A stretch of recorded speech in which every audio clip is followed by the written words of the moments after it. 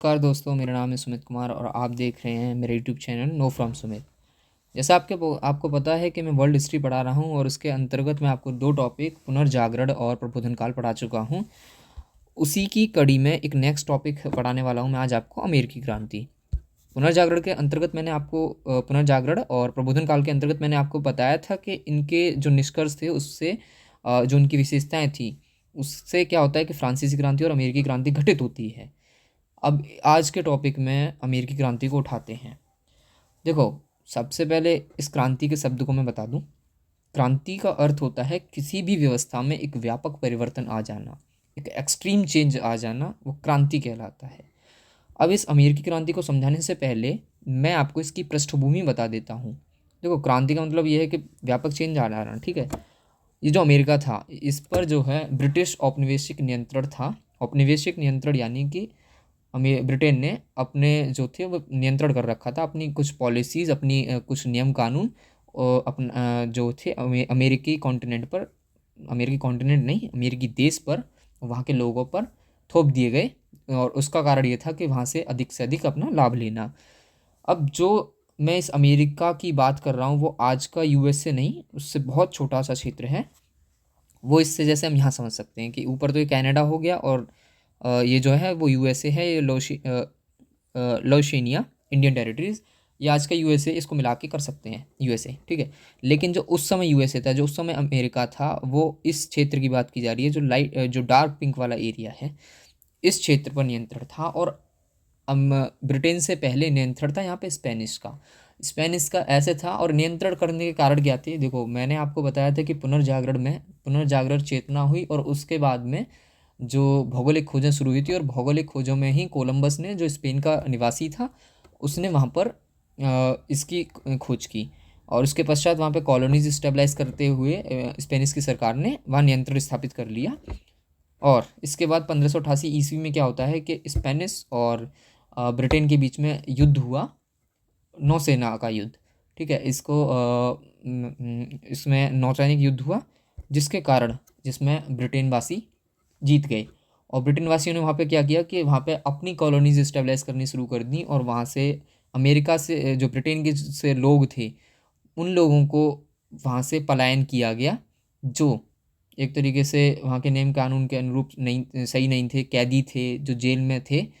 तो वहाँ से निकाल कर अमेरिका में भेजा गया। और उस अमेरिका पर जो थे वहाँ से उनसे जो उस क्षेत्र में जो भी काम थे वहाँ पर वो काम तो नॉर्मली कराते ही थे, साथ के साथ जो नियंत्रण करने के बाद जो नीतियाँ थीं, जो आर्थिक नीतियाँ थीं, उन पर नियंत्रण करके और उन लोगों का शोषण किया गया। यानी जो उन्हीं के जो लोग थे जिनको कैदी के रूप में भेजा था, उनका शोषण किया गया।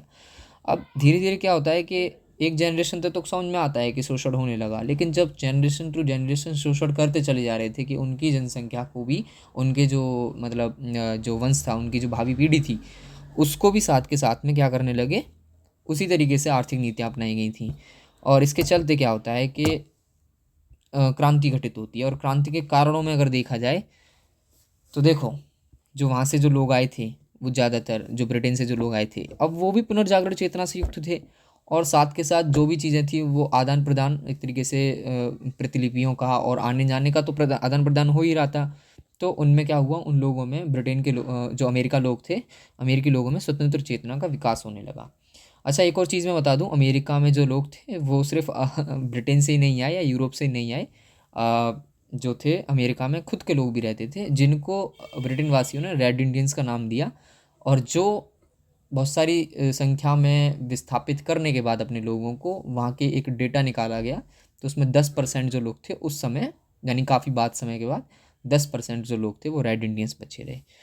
और वो जो रेड इंडियंस थे वो भी क्या कर दिए गए, जो ये क्षेत्र है, ये डार्क पिंक है, उससे जो लेफ्ट लेफ्ट की जो क्षेत्र हैं, यहाँ पर उनको मतलब जैसे कहते हैं ना, भगा दिया गया या खदेड़ दिया गया, वो वहाँ चले गए। जो यहाँ पर डार्क पिंक वाला जो एरिया है, यहाँ पे कौन से लोग रहने लगे, यहाँ पे वो लोग रहने लगे जो यूरोप से आए और जो मुख्यतः ब्रिटेन से जो लोग आए। अब क्या होता है कि क्रांति घटित होती है, यानी कि जो व्यवस्था थी, जो परेशान जो लोग होते हैं कि हम अपनी पुरानी पीढ़ी का ये जो दर्द है वो क्यों भुगतें, या फिर हम इस ब्रिटेन देश को कब तक सहें, यानी उनकी जो आर्थिक नीतियाँ थी उनको कब तक मानें जो हमारा शोषण कर रही हैं। तो जिसके कारण क्या होता है, एक अमेरिकी क्रांति घटित होती है, उसमें स्वतंत्र चेतना वही कि लोग अपनी मतलब उनके अंतर्गत ये उनके अंतर्गत ये क्षमता आने लगी कि हम जो है ब्रिटेन और ब्रिटिश औपनिवेशिक नीतियों को क्यों माने, हम तो स्वतंत्र रूप से कार्य करेंगे। साथ में एक दोषपूर्ण प्रणाली क्या थी जो हमारे भारत में भी देखी जा सकती है कि ब्रिटिश गवर्नर जनरल का नियंत्रण था। यानी कि जो ब्रिटिश गवर्नर जनरल था वो औपनिवेशिक हितों की पूर्ति के लिए कुछ नीतियाँ अमेरिका पर बना रहा था, और अमेरिका की जो खुद की काउंसिल थी, अगर वो कोई नियम बनवाना चाहती थी तो जो ब्रिटिश गवर्नर जनरल था वो उसकी विवेकशीलता पर निर्भर करता था कि वो उन नीतियों को माने या ना माने। देखो, नीतियाँ मानना वो उस रूप में स्वीकार कर लेगा जब उसके आर्थिक जो पूर्ति है वो मतलब उसको कोई नुकसान नहीं पहुंचेगा। लेकिन अगर उसे लगता है कि मैं हमारे आर्थिक देश में हमारे ब्रिटेन देश के लिए ये नुकसान देगा, तो वो अमेरिका की काउंसिल का नियम नहीं काउंसिल का जो नियम की मांग थी उसको वो अस्वीकार कर देता था।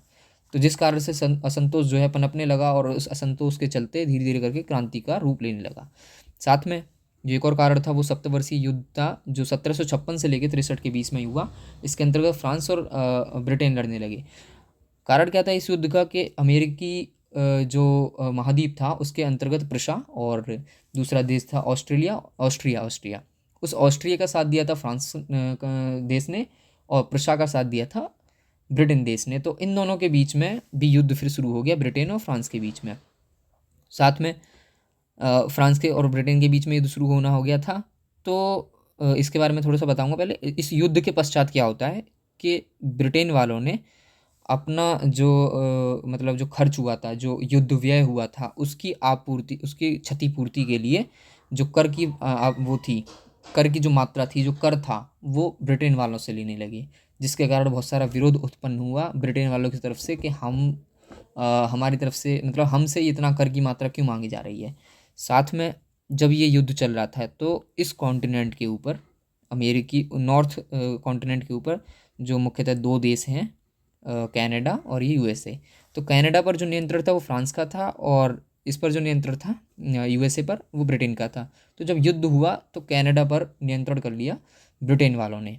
अब इससे क्या होता है कि इस जो है डार्क पिंक कलर की जो ये भौगोलिक है क्षेत्र है, इस क्षेत्र से जो लोग थे यहाँ पर रहने वाले, वो ब्रिटिश औपनिवेशिक नीतियों से परेशान होकर वो अब जो है लोनेशिया इंडियन टेरिटरीज की तरफ भागने लगे और वहाँ पर नियंत्रण करना शुरू किया, जिससे क्या होता है कि रेड इंडियंस के साथ टकराव शुरू होना हो गया।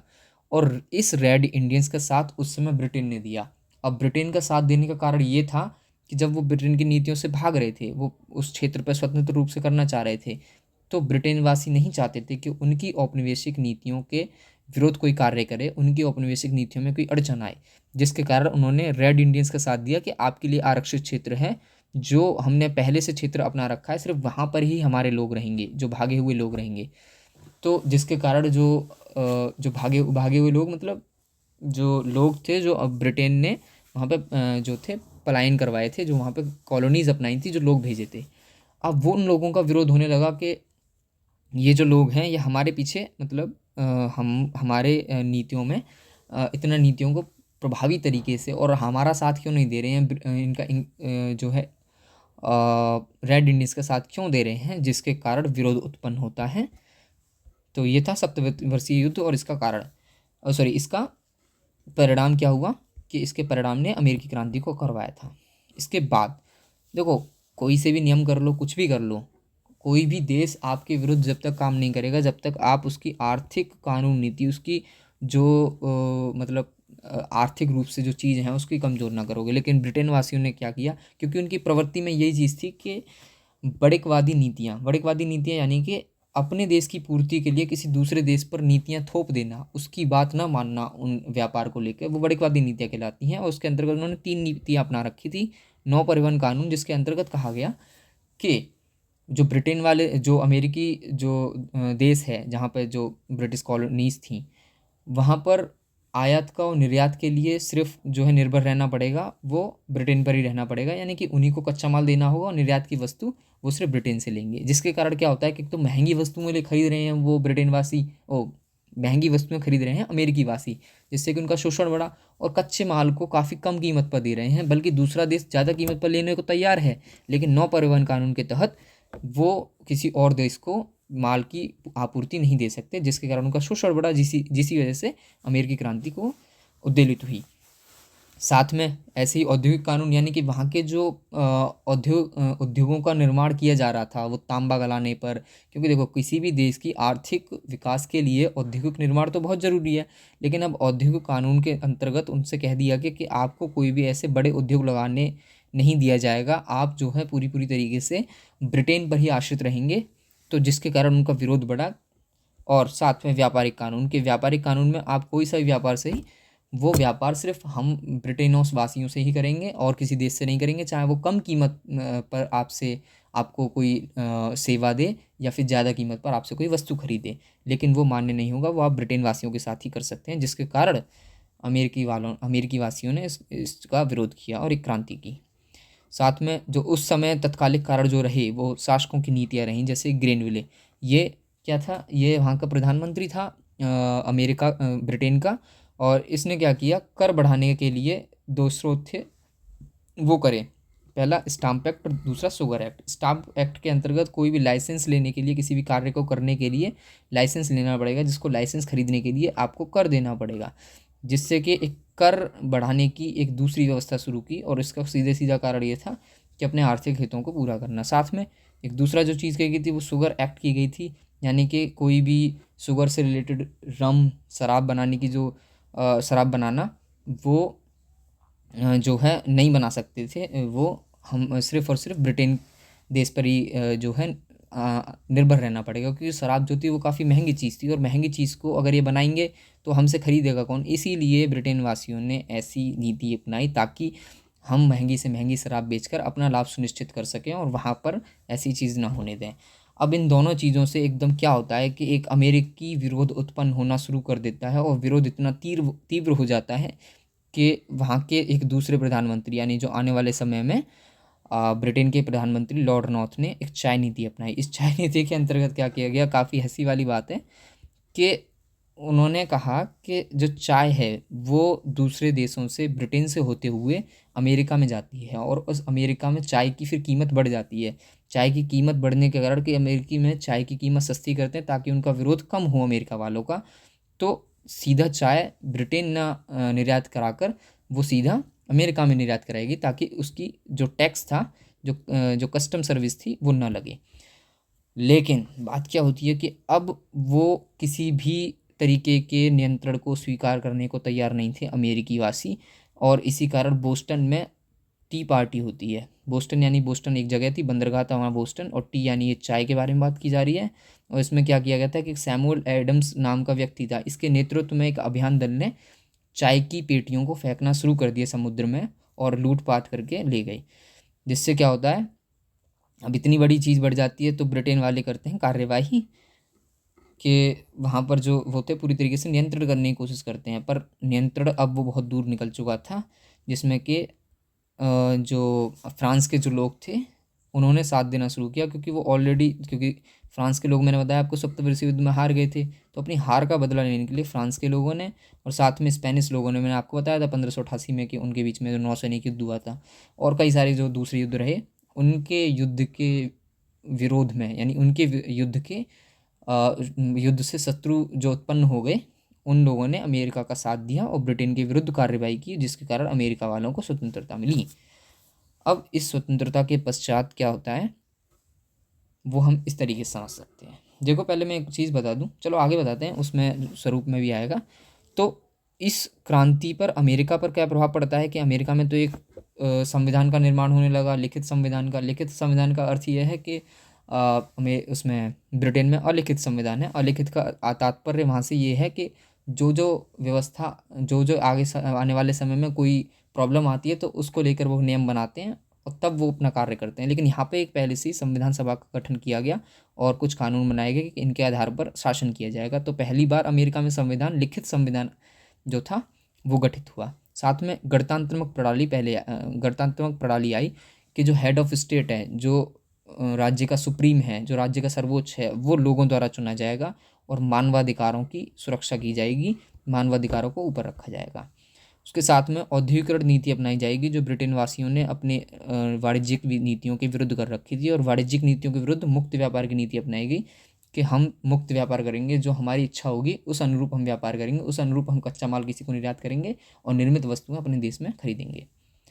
साथ में शक्ति का पृथक्करण, जिसके बारे में मैंने आपको प्रबोधन काल में बता चुका हूँ कि जो विधायिका, कार्यपालिका, न्यायपालिका, इन शक्तियों को किसी एक व्यक्ति के हाथ में न रखकर जो ये जो व्यवस्थाएं हैं उनको अलग अलग हाथों में रखकर शक्ति का पृथक्करण किया गया। वो पहली बार अमेरिका में किया गया।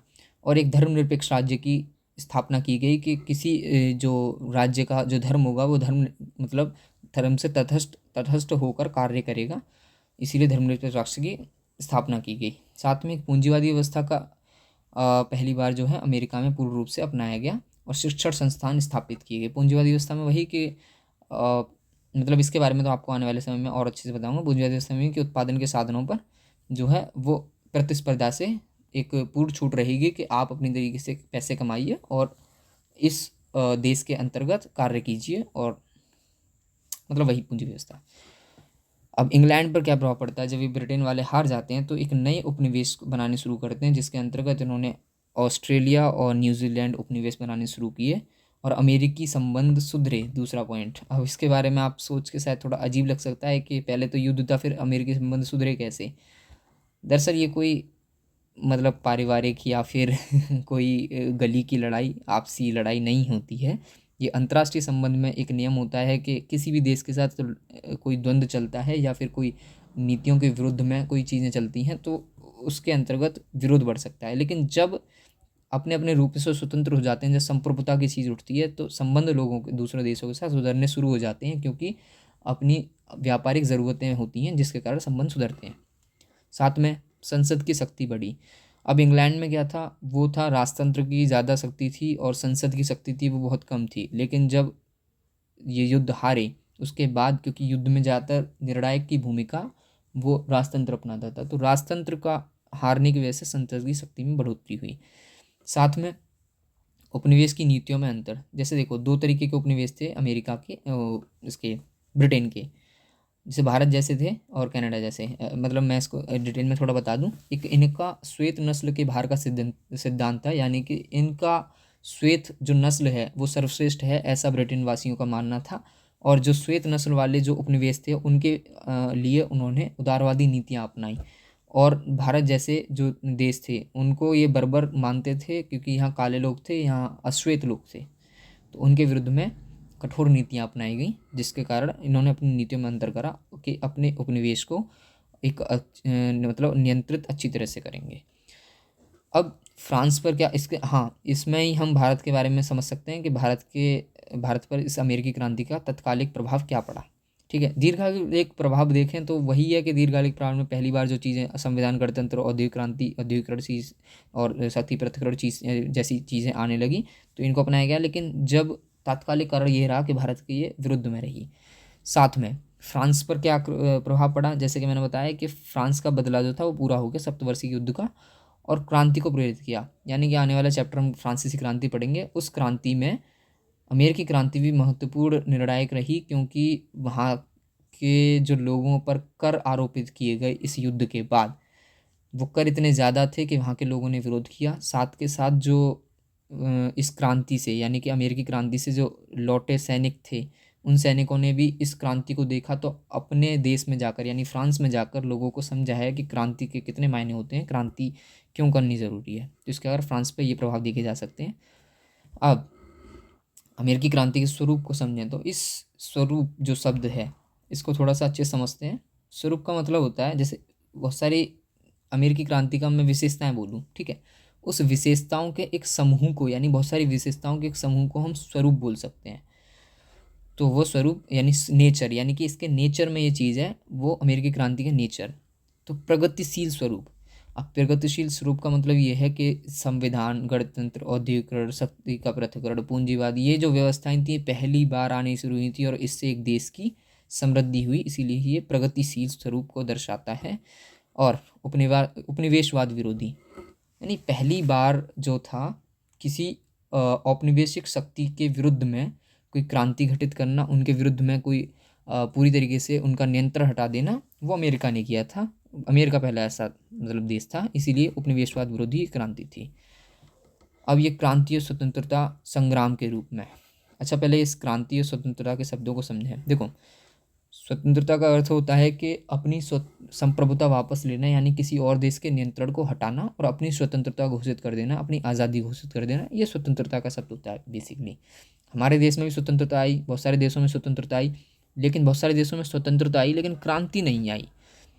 अमेरिका के लिए ही हम क्यों कहते हैं कि यहाँ पर जो है क्रांति घटित हुई, क्योंकि अमेरिका में उस क्रांति के यानी कि उस स्वतंत्रता के पश्चात ऐसी नीति निर्णय अपनाए गए, ये जो संविधान, गणतंत्र, औद्योगिक सत्य का प्रतिकरण और पूंजीवाद, ऐसी व्यवस्था विश्व में पहली बार आई, इसीलिए इसको क्रांति कहा जाता है। लेकिन भारत जैसे देश में या अन्य देशों में जो व्यवस्था थी वो अलग किस्म की आई थी, यानी अलग किस्म नहीं, सॉरी, जो व्यवस्था थी वो किसी न किसी देश में पहले से थी। जैसे कि भारत में भी, हमारे देश में भी वही व्यवस्था अपनाई कि जो ब्रिटेन में व्यवस्था थी, इसीलिए सिर्फ स्वतंत्र कहा जा सकता है। लेकिन अमेरिकी स्वतंत्रता को क्रांति कहा जा सकता है, क्योंकि वहाँ पर एक नई व्यवस्था का गठन हुआ, जो कि क्रांति और स्वतंत्रता में अंतर, और यही जो था ये इसका स्वरूप था। अच्छा, निर्धारण के तत्व क्या, मतलब क्या है कि इस विशेषताओं को कौन निर्धारण कर रहा था? उसके तत्व यही थे कि नेतृत्वकर्ता जो और भागीदार समूह जो बेसिकली बौद्धिक थे वही थे। साथ में उनकी जो मांगे वो उनका नेतृत्व कर रही थी। प्रसार, उसका कितना प्रचार प्रसार किया गया और उसका प्रभाव। इस तरीके से हम किस क्रांति के स्वरूप को समझ सकते हैं। आगे चल के मैं आपको इस अमेरिकी संविधान के बारे में और अमेरिकी गृह युद्ध के बारे में बताऊंगा। बाकी आज की क्रांति के लिए, यानी क्रांति का टॉपिक ख़त्म हो चुका है, तो इसके लिए वीडियो को लास्ट तक देखने के लिए thank you. Please keep sharing, like and comment and share, please subscribe also.